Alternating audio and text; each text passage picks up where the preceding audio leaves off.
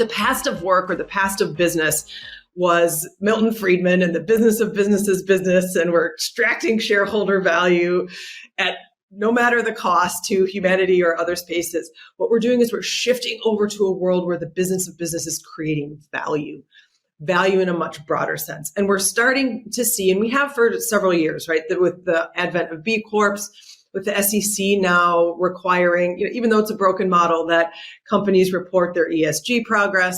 So some of the measures are coming into place, but all we need to do is look at Riane Eisler's book, The Real Wealth of Nations. I don't know if you're familiar with her work.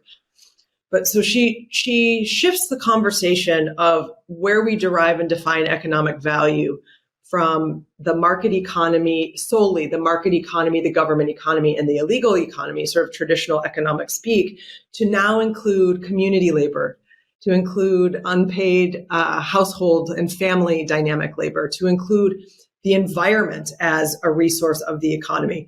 I don't remember where I saw it the other day, but some study said that most of the companies who are now operating at maximum profitability, if you were to include the environmental resources that they're extracting, their balance sheets basically start to flip on their heads, right?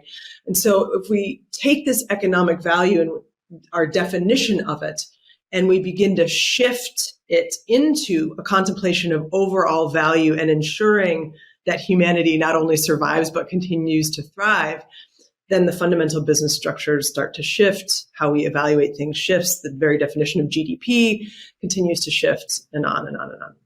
And I wonder if you see a shift in how we keep score with the work that we do, and if you can see a future where we are being scored through a social scoring system as opposed to just receiving money. So I think in today's conversation around the future of work, it's actually separated or subdivided into two conversations.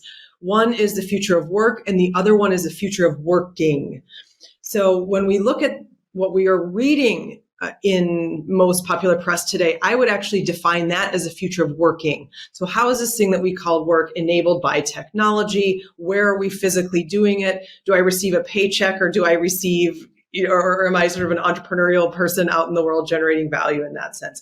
So that's one component of it. But when we look at the future of work and the societal definitions around economy and value generation, and I also think sort of the fundamental underlying question or problem of scarcity that has driven Western economics, since the days of John Locke and Adam Smith, that's an assumption that was overlaid on society that doesn't necessarily hold true when we start to part and parcel these things away.